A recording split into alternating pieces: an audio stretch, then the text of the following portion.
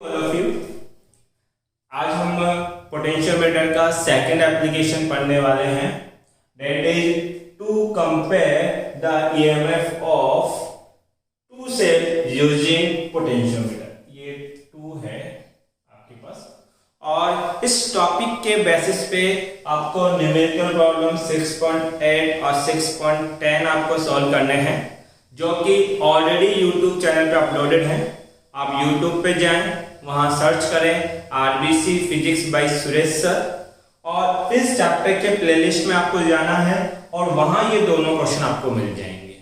साथ ही इस टॉपिक के पीडीएफ नोट्स इस वीडियो के नीचे डिस्क्रिप्शन में एक लिंक गिवन है, आप उस लिंक पे जाके डाउनलोड कर सकते हैं। अब ध्यान दीजिए बेटा, अगर आप लोग चैनल पे नए हैं तो चैनल को लाइक और सब्सक्राइब जरूर करें। हमें किसको काम में लेना है बेटा? पोटेंशियोमीटर को। और पोटेंशियोमीटर को काम में लेते हुए क्या करेंगे, कोई भी दो से जिसका ईएमएफ मुझे नहीं पता उसको क्या करेंगे बेटा? कंपेयर। और कंपेयर करने का सबसे अच्छा मेथड क्या होता है? उनका क्या निकालो बेटा? रेशियो। मान लीजिए फर्स्ट सेल का ईएमएफ होगा E1 और सेकंड सेल का ईएमएफ होगा E2। अगर ये इस तरीके से है तो हम इसका रेशियो फाउंड आउट करना चाहते हैं। अब देखो, कंपैरिजन का मतलब क्या है? कंपेयर करके आपको ये बताना है कि इन दो सेल में से कौन बड़ा है, कौन छोटा है, या फिर कहीं ऐसी कंडीशन तो नहीं है कि दोनों इक्वल ही हो आपके पास। तो ये कंपैरिजन का बेसिक मीनिंग है। अब देखो, बहुत इजी सा कंसेप्ट है। अगर आपको पोटेंशियोमीटर का प्रिंसिपल पता है तो पोटेंशियोमीटर का प्रिंसिपल क्या होता है? पोटेंशियोमीटर का प्रिंसिपल होता है कि किसी भी अननोन सेल का ईएमएफ और वोल्टेज निकालने के लिए फॉर्मूला था, और वो फॉर्मूला क्या था? Balancing length multiply by potential gradient. आपके पास हमें किसको यूज में लेना है? पोटेंशियोमीटर। जहां पोटेंशियोमीटर आ जाए वहां उसका प्राइमरी सर्किट तो बनेगा ही बनेगा। तो यहां क्या करोगे? इसका प्राइमरी सर्किट ड्रॉ करोगे। इसके लिए आप एक सेल लोगे जिसका ईएमएफ कितना होगा? ईपी। साथ ही ऑन ऑफ करने के लिए क्या लोगे बेटा? एक की ये हो गया K1 आपके पास। साथ ही इसको करंट कंट्रोल करना है, इसलिए हमने रियोस्टेट RH काम में लिया है, और यहां लगाते हैं बेटा 10 मीटर लॉन्ग पोटेंशियोमीटर वायर। कितना है? AB। उसके बाद कितने सेल लेने हैं बेटा? 2 सेल। इसके लिए क्या करो बेटा? ये फर्स्ट सेल जिसका ईएमएफ E1 है, और ये सेकंड सेल जिसका ईएमएफ E2 है।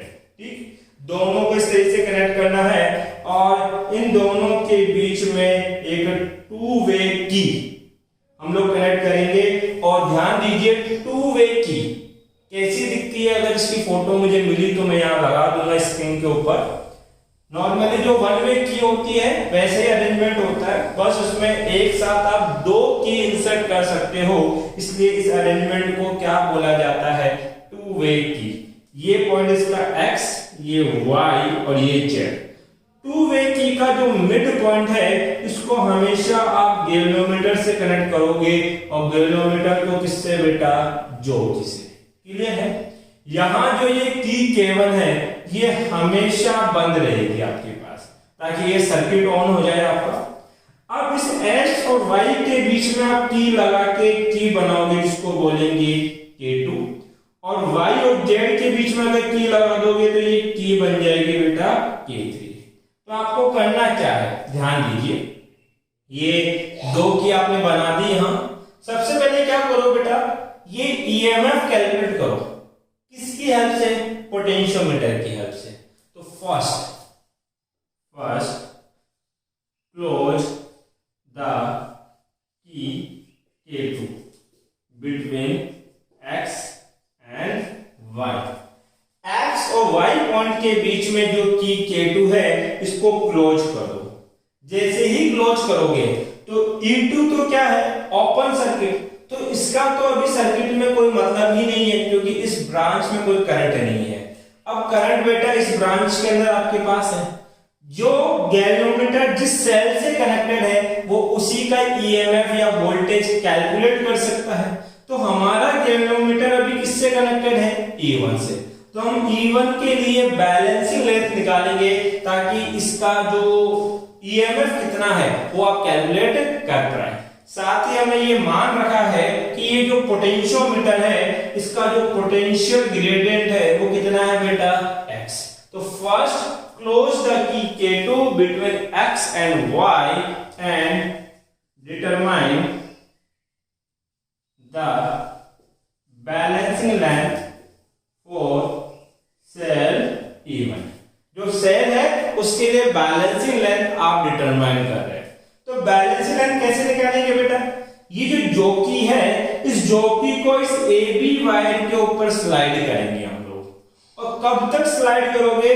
जब तक इसकी लेंथ ऐसा नहीं आ जाता कि गैल्वेनोमीटर का डिफ्लेक्शन कितना हो जाए? 0। आपको इस जॉकी को तब तक स्लाइड करते रहना है जब तक गैल्वेनोमीटर में डिफ्लेक्शन कितना ना आ जाए? 0। और जिस पॉइंट पे 0 आएगा उसकी लेंथ आप मेजर कर लेना और वो लेंथ कितनी बता देना बेटा? L1। गैल्वेनोमीटर में डिफ्लेक्शन 0 है, इसका मतलब है कि इसकी ब्रांच में करंट कितना हो गया? 0। भाई गैल्वेनोमीटर करता क्या है? गैल्वेनोमीटर करंट डिटेक्ट करता है। अगर इसका नीडल 0 पे आ गया इसका मतलब उसने कितनी करंट डिटेक्ट की है? 0 करंट डिटेक्ट की है आपके पास। तो बैलेंसिंग लेंथ कितनी है बेटा इसके लिए आपके पास? L1 आपके पास है। Now principle of potentiometer. Potentiometer का प्रिंसिपल क्या कहता है कि ईएमएफ कैसे निकालोगे? ईएमएफ होता है balancing length multiply potential gradient. तो फर्स्ट सेल का ईएमएफ कितना? E1 इक्वल टू क्या होगा? बैलेंसिंग लेंथ कितना आया? L1 multiply by potential gradient कितना माना हमने बेटा? x multiply by x। Equation number first. उसके बाद क्या करना है? आपको की K2 रिमूव कर देनी है, इसको रिमूव कर देना है और K3 को क्लोज करना है। ध्यान रखना दोनों क्लोज मत कर देना, K3 को हटा देंगे और K3 क्लोज करेंगे। Now open the key K2 and close key K3 between Y and Z terminal. ये जो Y और Z टर्मिनल है इसके बीच में K की बनेगी, उसको क्या नाम दे रहे हैं? K3। इसको क्या किया बेटा? क्लोज। जैसे ही क्लोज करेंगे तो बताएंगे गैल्वेनोमीटर किससे अटैच हो गया? ईएमएफ E2 से। अब ये सर्किट में नहीं है क्योंकि इस ब्रांच में कोई करंट नहीं है तो इसका कोई मीनिंग नहीं है। अब आप गैल्वेनोमीटर की हेल्प से इस E2 का ईएमएफ कैलकुलेट करेंगे। Now determine the balancing length L2 और सेल E2।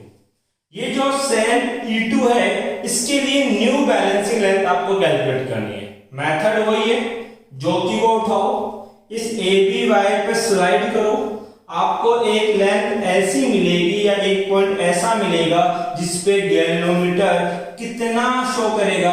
0 डिफ्लेक्शन। इसका मतलब है कि गैल्वेनोमीटर की ब्रांच में कितनी करंट आ गई? 0। उस लेंथ को आप मेजर कर लो और वो लेंथ कितनी बता देना बेटा? L2। अब आपको बैलेंसिंग लेंथ पता है तो आप ईएमएफ बता सकते हो E2। E2 कितना होगा?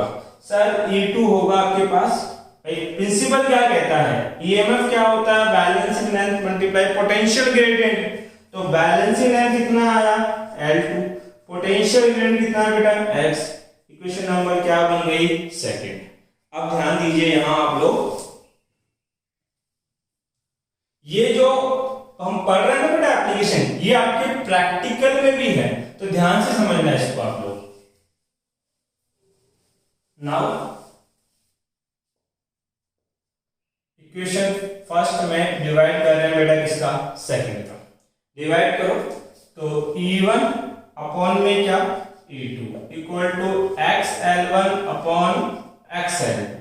x कट जाएगा तो तो बताइए E1 बाई E2 क्या आया, L1 बाई L2। यहां से आपने एक चीज नोटिस की होगी, जो EMF है उसके सामने उसकी बैलेंसिंग लेंथ है। इसका मतलब जो EMF है वो बैलेंसिंग लेंथ के डायरेक्टली क्या है, प्रोपोर्शनल है।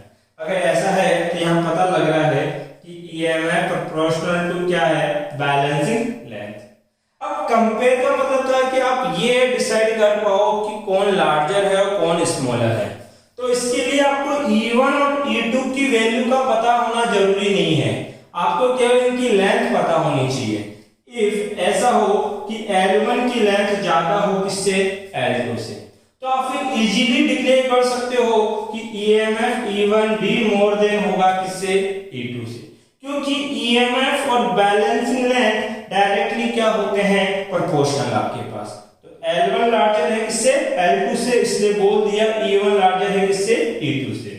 Similarly if L1 less than हो किससे, L2 से, तो E1 भी लेस देन होगा किससे, E2 से। और इफ L1 इक्वल टू क्या आ जाए, L2, जितनी फर्स्ट लेंथ आई उतनी ही सेकंड लेंथ आई।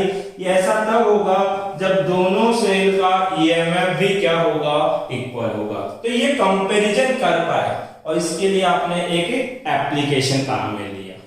अगर इस टॉपिक से रिलेटेड आपको कोई डाउट है तो आप कमेंट बॉक्स में पूछ सकते हैं। Thank you. स्क्रीनशॉट आप ले लीजिए।